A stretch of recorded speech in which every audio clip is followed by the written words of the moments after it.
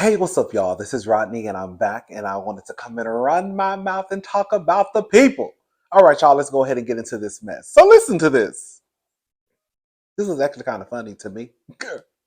um, so, this is according to the neighborhood talk. Wait, what? Marlon Wayans' house broken into while his brother Keenan Ivory Wayans is home. Keenan reportedly heard noises but went back to sleep. I know that's right. Got me tired too. Got me tired. So, neighbors, this is crazy. Marlon Wayans' LA home was recently broken into. And the craziest part is his brother Keenan Ivory Wayans was inside the home during the burglary. According to TMZ, Marlon was away from his home at the time, but his brother Keenan was there spending the night. Keenan claims that he heard noises around 2:30 a.m. that morning, but ignored it and went back to sleep.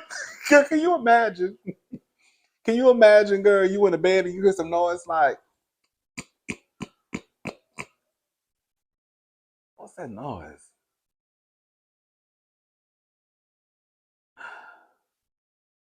What's that?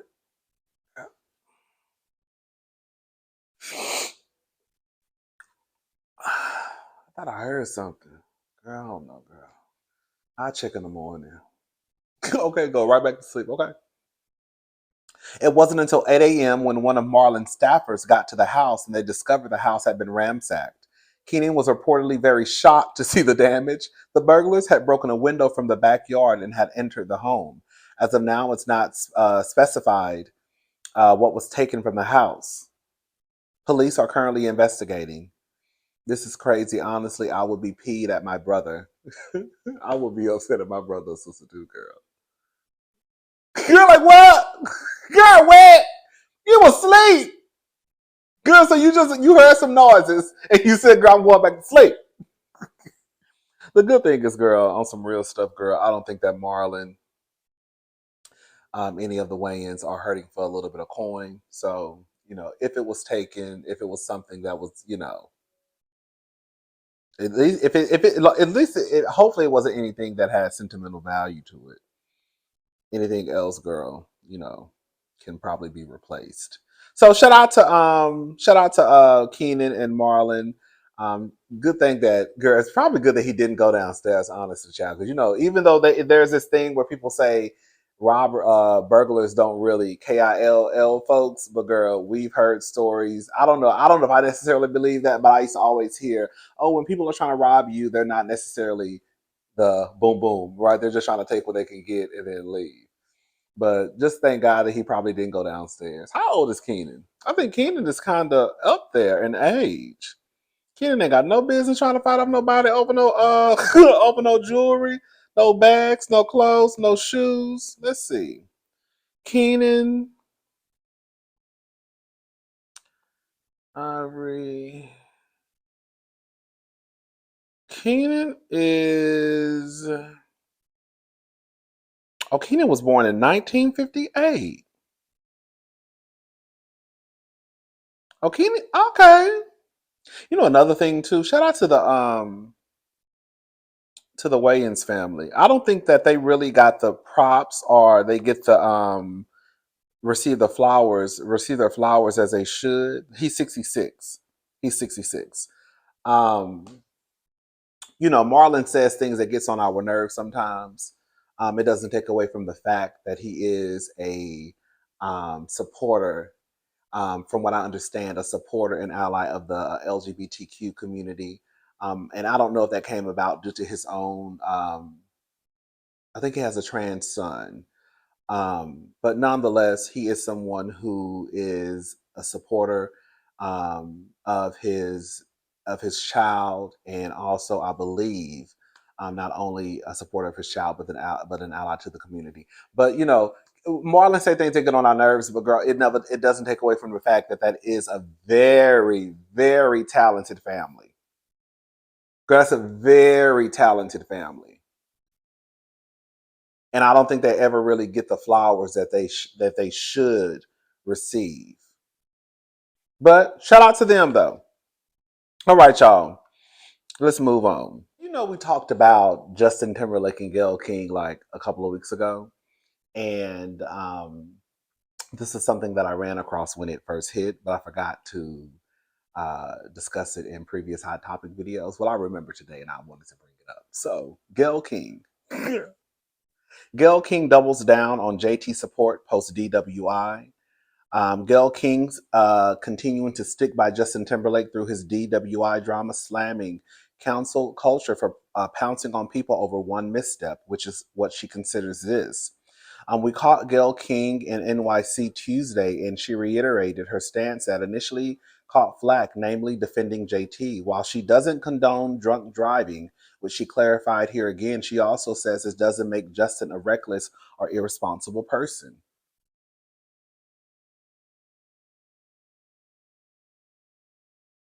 Gayle admits that it was allegedly a huge blunder on JT's part, but she thinks he's genuinely regretful, even though his attorney has telegraphed a different vibe. Girl. Either way, Gayle King's tired of trying to counsel people so freaking quickly over single high-profile slip-ups. Gayle acknowledges that she ain't even best buds with the singer, but she knows plenty of people who deserve the reckless label, and according to her, Justin isn't one of them.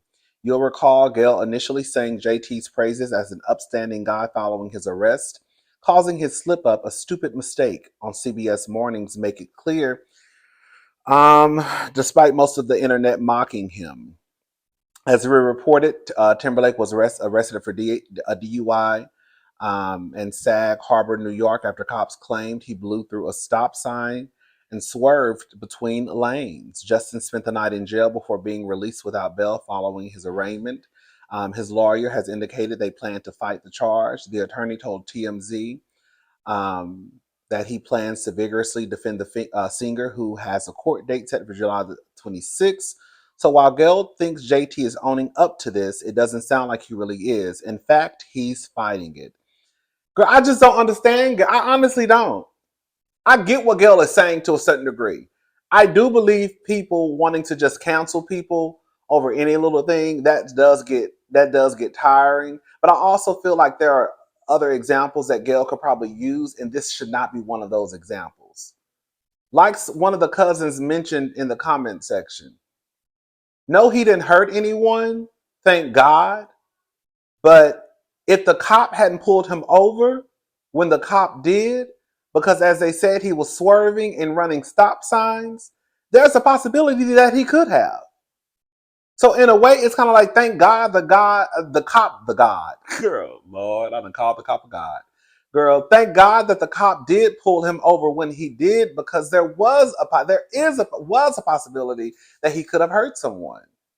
And like I said in my last video, y'all not gonna get me to believe that Gayle knows Justin Timberlake and a Kiki and a good girlfriends. And here she come basically saying, yeah, I don't know him. Girl, you don't know that man. And I think it's weird for her to go up and double down for someone who she does not know.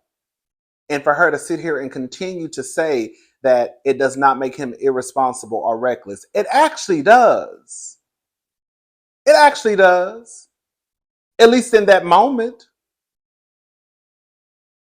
It would make sense to me if Gayle came out and she was trying to defend, say, Oprah, someone who she's been knowing probably the majority of Oprah's life.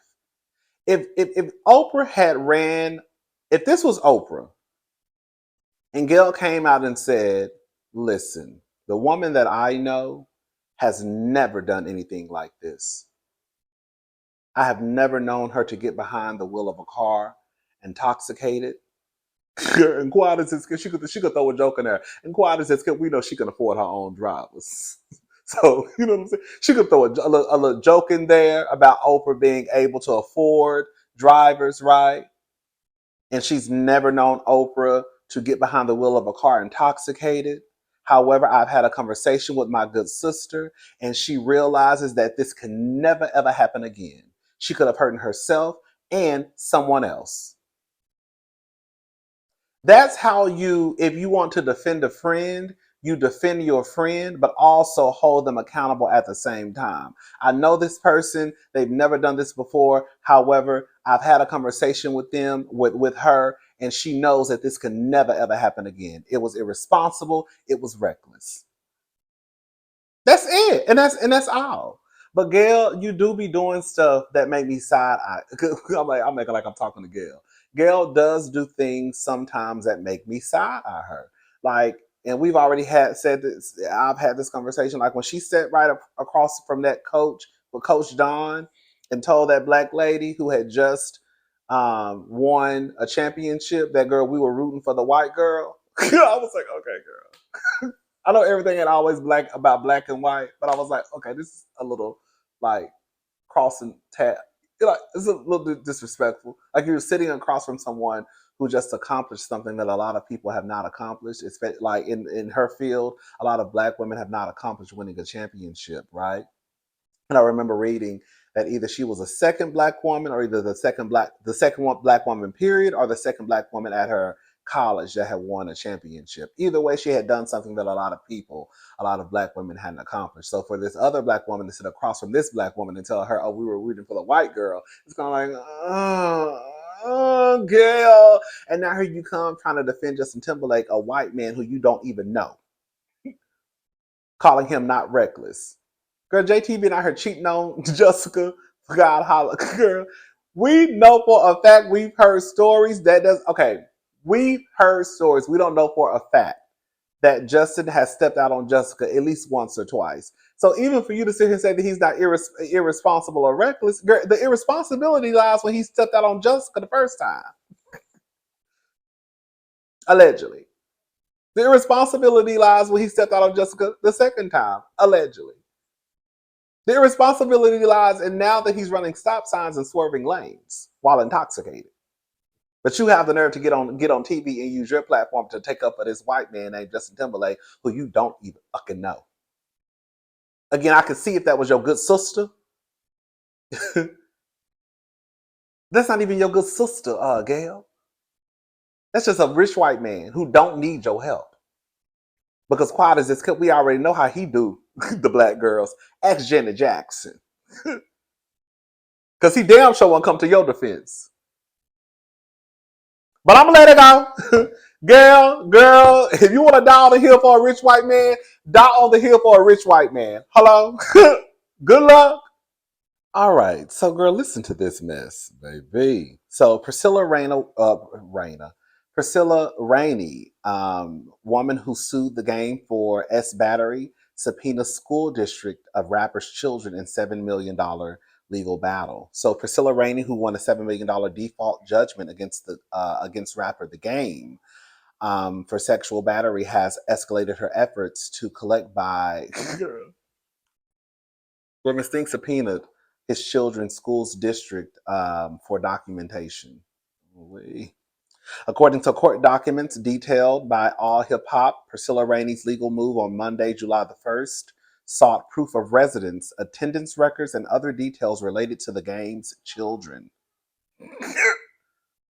Priscilla Rainey's lawsuit, stemming from an incident during the filming of the game's VH1 reality show in 2015, accused him of sexual battery at a bar. She alleged that the game groped her in front of witnesses, leading to a jury awarding her a substantial sum in 2016.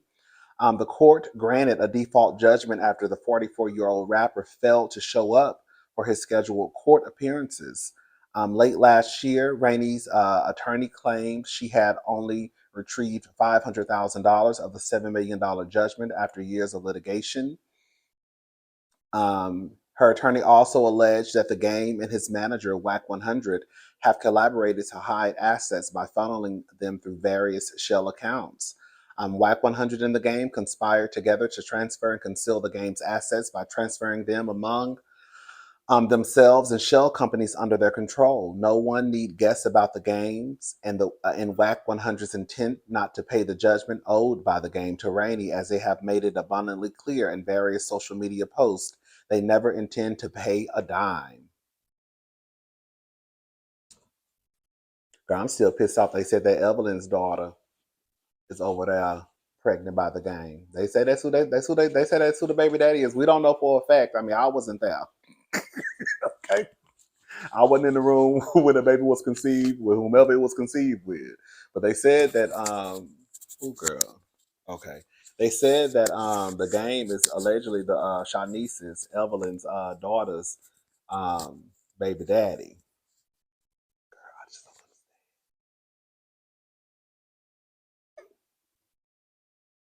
I'm gonna shut up. Girl, how your mama Evelyn Lozada, girl, and you still ain't learned nothing? Girl, how you how you know how your mama been around, girl? Girl, your mama is the basketball wife.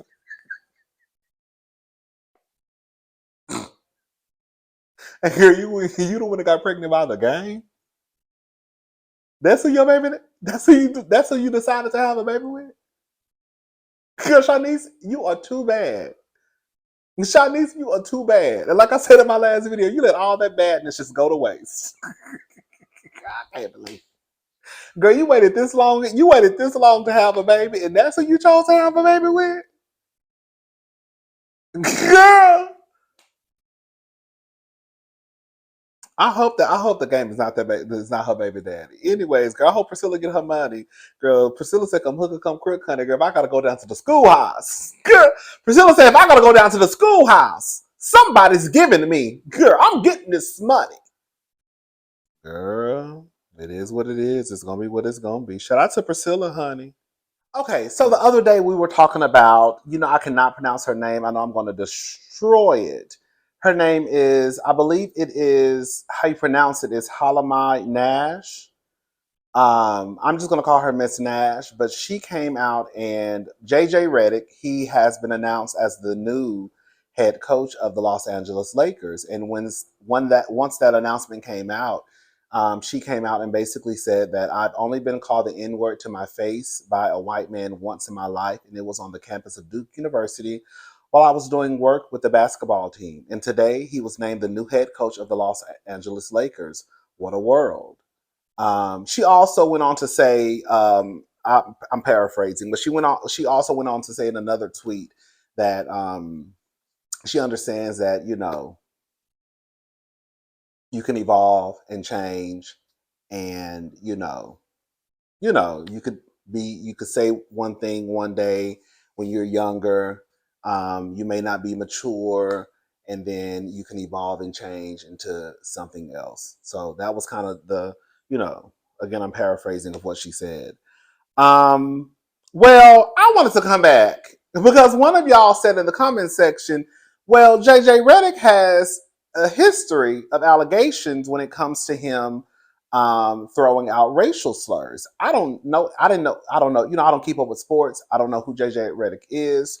Um, and I also wanted to add too that I do think it is absolutely strange when I log on to the Hollywood Unlocked, the Neighborhood Talk or whatever blog, and I see one too many people defending this white man over his alleged use of the word.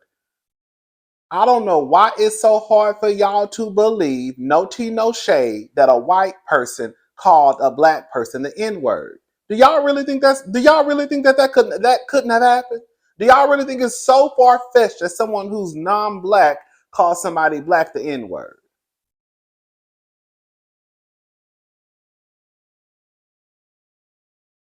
I think in some cases when you see someone who has been promoted to um, um, whether it's the Supreme Court, hello, whether it's the head coach of a basketball team, a professional basketball team, whether it's someone who's a high school principal, if that person did something to you, whether you were in high school, college, or even if y'all were managers at a call center once upon a time, that's when those things start to come up because now you start to think about, oh my God, this person who has now been put in this position actually did this to me, right? It's not unheard of for people to come out and tell their stories or their experiences when they realize that some people have been promoted to these positions.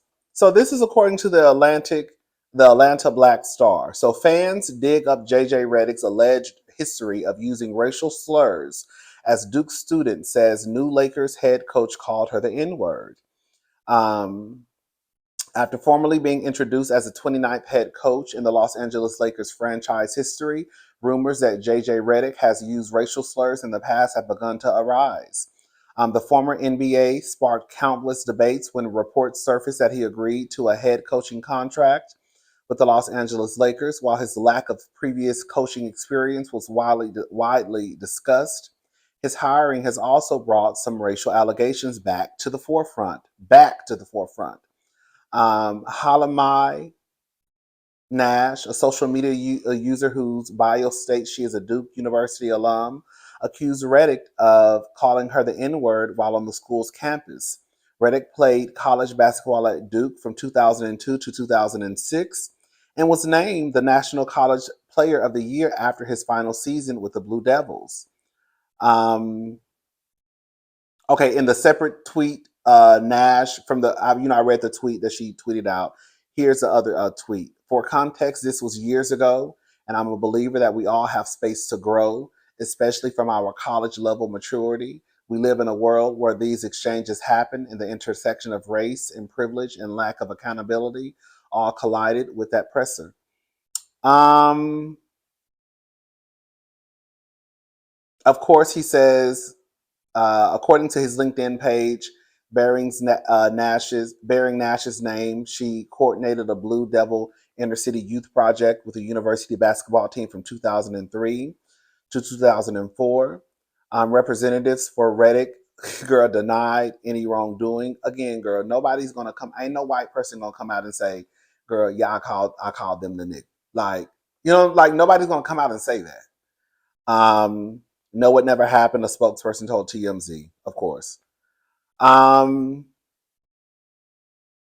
a lot of people are too young to remember JJ at Duke, but those who can probably are in shock by this story. One person wrote on X, I remember him. He was one of my favorite players, and I'm definitely shocked. Another person stated, however, this will not be the first time Redick has been in the spotlight over his usage of a racial slur. The most recent allegations caused fans to dig up a few other instances in which the former NBA star was accused of using derogatory language.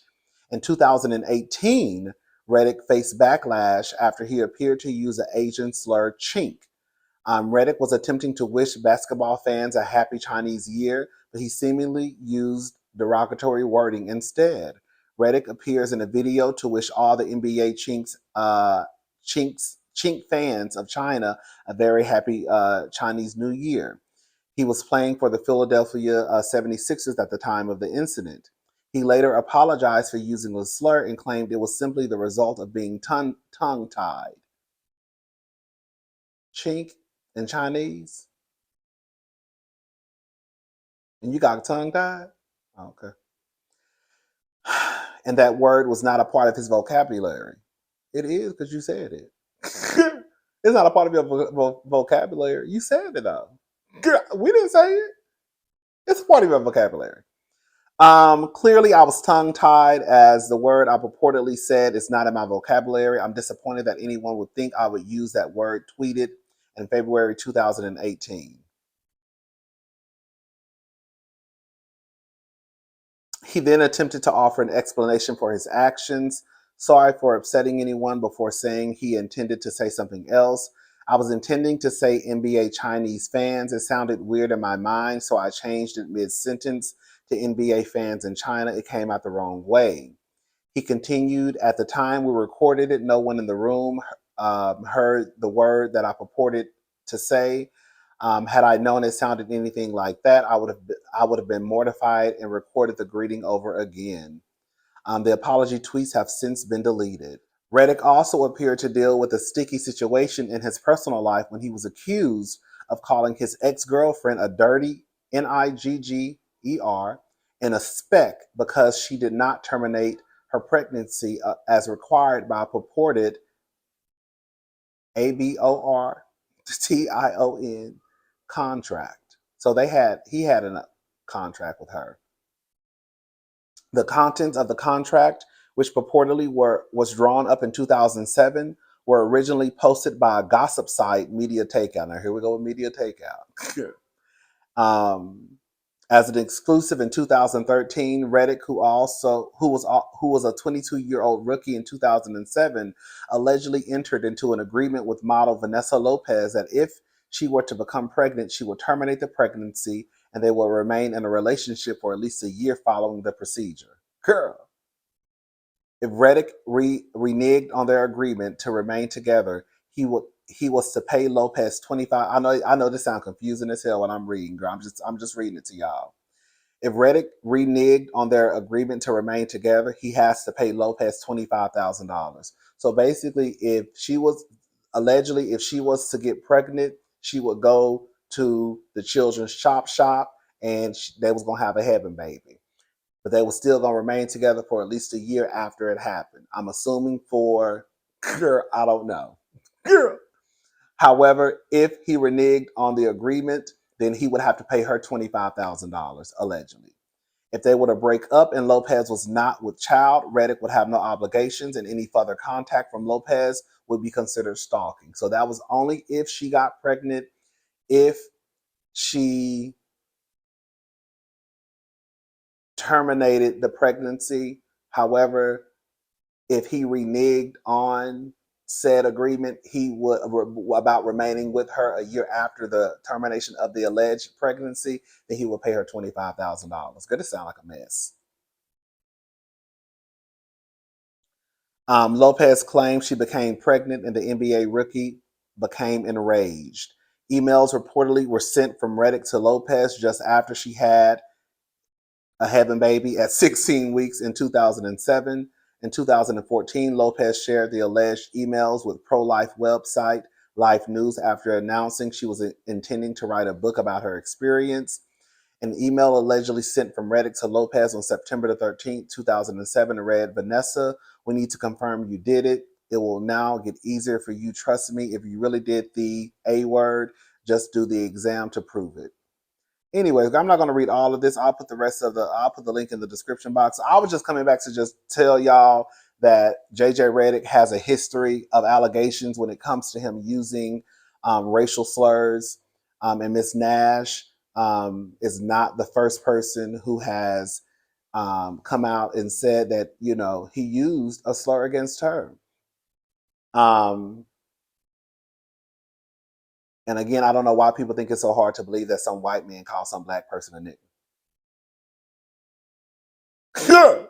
When I saw the people in the comment section defending that white man, I'd be so confused with y'all. Not y'all. When I be so confused with the people sometimes, like why? Like what are you defending? Are you mad? But I also realize too when it comes to sports, like football, especially football and basketball, the girls and boys will get pissed off if they think that you could do anything that could jeopardize their favorite sports team.